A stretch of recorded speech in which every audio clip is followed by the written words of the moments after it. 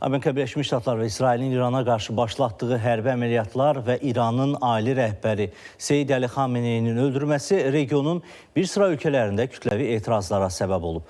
Pakistan, İraq, Mərakeşdə narazı kütlələr ABŞ-nin baş konsulluqlarına hücum edib. İxtişaşlar zamanı 10 nəfərin öldüyü və 30-dan çox şəxsin müxtəlif dərəcəli bədən xəsarətləri aldığı bildirilir.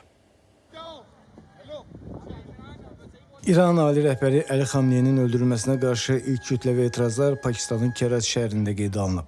Narazı pakistanlılar ABŞ-ın baş konsulluğuna hücum edərək diplomatik binaya ciddi ziyan vurub.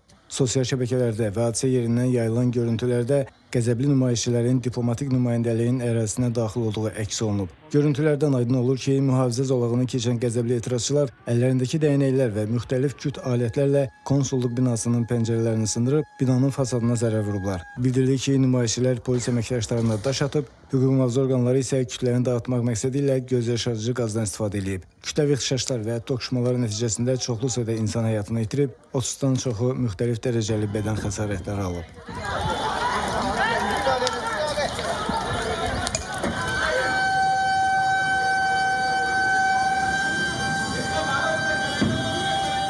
Analoji etirazlar İraq şəhərlərində də qeydə alınıb. Bəsrədə və paytaxt Bağdadda bir qrup şəxs Əli Xameneyinin öldürülməsinə etiraz olaraq ABŞ səfirliyinin və hökumət binalarının yerləşdiyi yaşıl zonaya girməyə cəhd göstərib. Təhlükəsizlik əməkdaşlarının müdaxiləsindən sonra toqquşma yaşanıb. Polis əməkdaşları səs qumbaraları və göz yaşarıcı qazdan istifadə edib.